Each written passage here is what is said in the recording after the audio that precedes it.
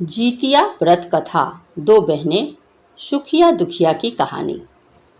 जीवित पुत्रिका व्रत में जरूर पढ़ें इस व्रत कथा को, जिसके सुनने और पढ़ने बिना जीतिया व्रत अधूरी है।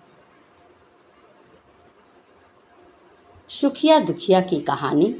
जीवित पुत्रिका व्रत माताएं अपनी संतान की लंबी आयु के लिए रखती है। इस व्रत के बारे में मान्यता है कि इस व्रत से संतान के ऊपर से संकट टल जाती है।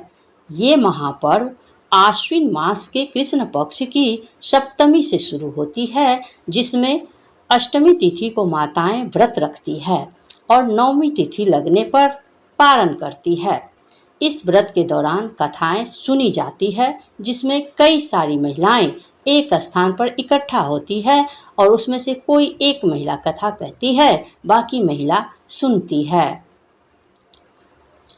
जीवित पुत्रिका व्रत से जुड़ी कई सारी कथाएं प्रचलित हैं, जिसमें से दो बहनें दुखिया और सुखिया की एक कहानी है, जिसे जरूर सुनना चाहिए। कथानुसार दो बहनें थीं, एक का नाम सुखिया और दूसरी का नाम दुखिया था। दोनों के नाम की तरह ही दोनों का भाग्य भी था। सुखिया अमीर थी और हमेशा सुखी रहा करती थी, और दुखिया नाम के मुताबिक गरीब थी, बहुत दुखी रहती थी। पर दोनों बहनें एक ही गांव में रहती थी। सुखिया के घर ही दुखिया काम किया करती थी, साफ सफाई करती, खाना बनाया करती, और जो खाना बच जाया करता वही खाना सुखिया दुखिया को दे दिया करती थी। इसी तरह से दुखिया का घर चलता था।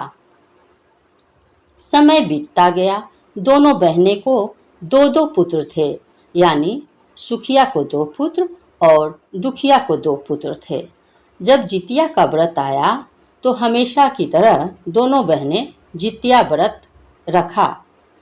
दुखिया सुखिया के घर में काम किया करती। व्रत के दिन दुखिया ने सुखिया के घर जो चावल फटका, यानी चावल को जो साफ किया, उससे जो छोटे छोटे कण बच गए, उसे खुद्दी जो निकला उसे अपने पास रखा और साफ चावल सुखिया को दे दिया। फिर उसने साग को चुनी, पत्तियों को डंठल से अलग करना।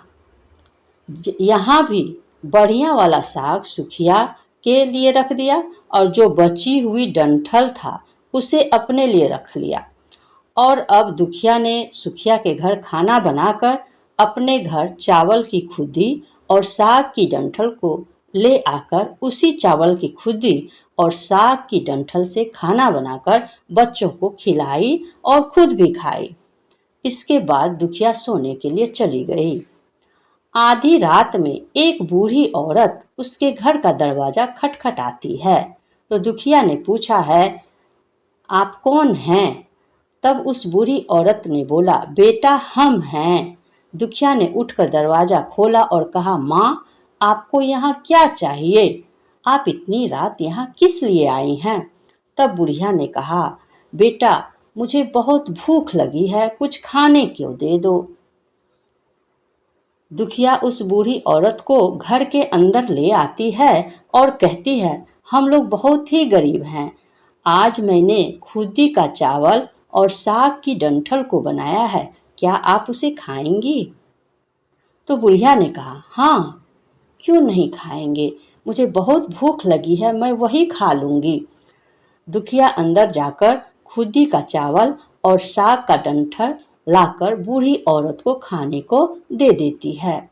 बूढ़ी औरत खाना खाने के बाद कहती है कि मुझे अच्छे से कुछ दिखाई नहीं देता, ऐसे में इतनी रात के अंधेरे में अपने घर में कैसे जाऊंगी?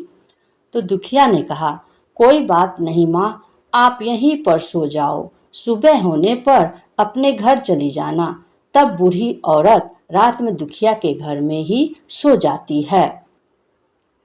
बूढ़ी औरत थोड़ी देर के बाद उठकर बोलती है, बेटी मुझे दीर्घ शंका लगा, यानी पैखाना लगा, लैट्रिन लगा, तो कहाँ करूं? इस पर दुखिया कहती है कि मेरे घर में शौचालय नहीं है, यानी बाथरूम नहीं है, इसलिए आप उधर कोने में कर लो। तो बूढ़ी औरत पूछती है कि बेटी भड़ भड़ करूं या छड़ छड़ करूं।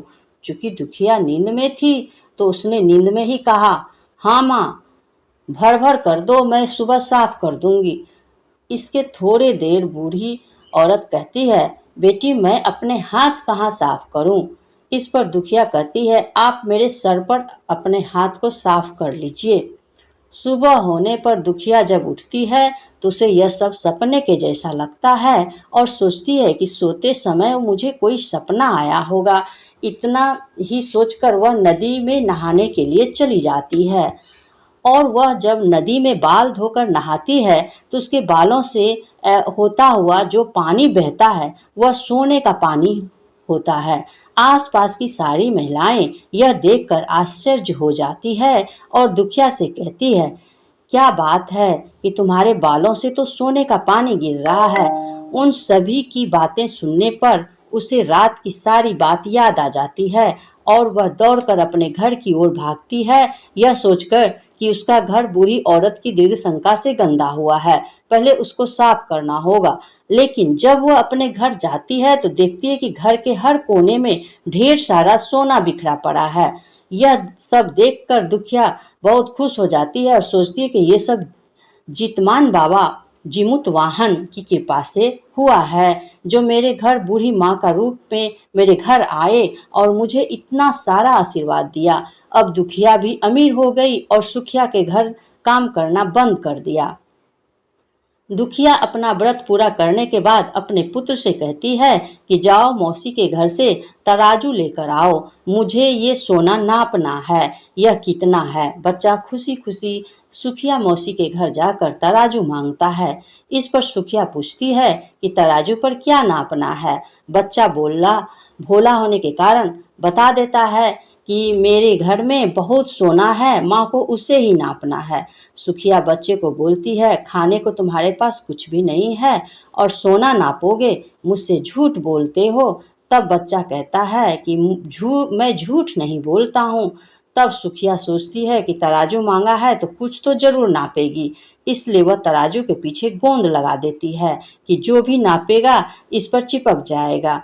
दुखिया ने तराजू पर सोना नापा तो कुछ सोना को टुकड़ा उस गोंद में चिपक जाता है और जब बच्चा तराजू लौटाने जाता है तो सुखिया तराजू को उलट पलट कर देखती है तो उसे तराजू के पीछे गोंद की जगह सोना लगा हुआ था। ये देखकर सुखिया सोचने लगती है कि दुखिया के घर में कहीं से सोना आया है, इसलिए वह कई दिनों से काम पर भी नहीं आ रही है। सुखिया दुखिया के घर जाकर देखती है कि वहाँ बहुत सारा सोना है और जब दुखिया के पास जाकर पूछती है कि तुम्हारे पास इतना सोना कहाँ से आया जिसे नापने के लिए तुमने तराजू मंगवाया था। दुखिया का मन से सच्ची और भोली थी, इसलिए वह सब उस रात वाली कहानी अपनी बहन सुखिया को बता दिया। लेकिन सुखिया मन की लालची थी, उसे ईर्ष्या होने लगी कि दुखिया के पास इससे ज्यादा धन आ गया। अब तो अगले जितिया में भी खुदी का चावल और साग की डंठल ही बनाएगी। फिर अगले साल जितिया का व्रत दोनों बहनें ने रखा। सुखिया के पास सब तरह का सुख और धन भी था, इसके बावजूद वह जितिया के दिन चावल फटक कर साफ चावल फेंक दिया और खुद ही अपने पास रख लिया और वैसे ही साग को तोड़कर फेंक दिया और डंठल अपने पास रखी और वही बना दिया। पूजा पाठ कर खा पी कर सुखिया सोने चली गई। आधी रात को सुखिया के घर में एक बूढ़ी औरत आई। सुखिया तो उसका इंतजार कर रही थी। उसने तुरंत दरवाजा खोलकर बूढ़ी औरत को अपने घर के अंदर ले आती है। बूढ़ी औरत ने बोला, मुझे तो बहुत भूख लगी है, कुछ खाने को दे दो। इस पर सुखिया कहती है कि मैंने खुदी का चावल और डंठल का साग बनाया है। तो वो बुढ़िया कहती है, कोई बात नहीं, वही खाना मैं खा लूँगी। तो सुखिया ने वही खाना परोस कर खाने को दे दिया और सोने चली गई। थोड़ी देर बाद उस बूढ़ी औरत ने बोला, मैं घर नहीं जा सकती क्योंकि रात में मुझे दिखाई नहीं देता है। तो सुखिया ने कहा, कोई बात नहीं, आप यहीं सो जाओ। बूढ़ी औरत थोड़ी देर बाद फिर कहती है, मुझे दीर्घ शंका लगी है, कहाँ करूँ? तो सुखिया ने बोला, वहीं कोने में कर लो। इसके थोड़ी देर बाद बुढ़िया फिर बोलती है कि भर भर करूं कि छड़ छड़ करूं। यहाँ सुखिया को याद नहीं रहा आता है कि दुखिया ने क्या बताया था। तो सुखिया ने बोली, माँ छड़ कर दीजिए। बुढ़िया ने फिर कहा कि बेटी मैं अपने हाथ कहाँ साफ करूँ। इस पर सुखिया ने कहा कि मेरे सर पर साफ कर दीजिए। तब तो बूढ़ी औरत में सुखिया के सर पर अपना हाथ साफ कर लेती है। जब सुबह सुखिया उठती है तो उसके पूरे घर में गंदगी फैली हुई थी। इसके अलावा उसके बाल में भी गंदगी लगी हुई थी। यह सब देखकर सुखिया बहुत दुखी हो जाती है और उसे अपनी बहन पर बहुत गुस्सा आ जाता है। सुखिया गुस्सा होकर अपनी बहन दुखिया को बुलाती है और कहती है कि तुमने मुझे झूठ कहा और मेरा पूरा घर गंदा करवा दिया। इस पर दुखिया, तुमने क्या कहा था, भर या छर करो। तो सुखिया ने बताया कि उसने छर बोला था। ये सुनकर दुखिया बोली, तुमने यहीं पर गलती कर दिया। तुम्हारे पास तो सब कुछ था, किसी भी चीज़ की कमी नहीं थी, फिर भी तुमने लालच में किया। तुम्हारे घर स्वयं जितमान बाबा भेष बदल कर आए, किंतु फिर भी तुमने उन्हें अच्छा खाना नहीं परोसा। मेरे पास तो कुछ भी नहीं था, इसलिए मैंने खुदी का चावल और साग का डंठल खाने में परोसा था। लेकिन तुमने अपने घर आए भगवान का अपमान किया। सब कुछ होने के बावजूद तुम्हें साग और भात खिलाया। तुम्हारे पास अब कुछ होने पर भी तुमको लालच नहीं करना चाहिए था, इसलिए तुम्हारे साथ बुरा हुआ। उम्मीद है आपको जितिया व्रत की दो बहनें की कथा को पढ़ना पसंद आया होगा। इसे आप अपने परिवार और दोस्तों को शेयर करें और ऐसे ही जितिया व्रत कथा को पढ़ने के लिए जुड़े रहें। नमस्कार।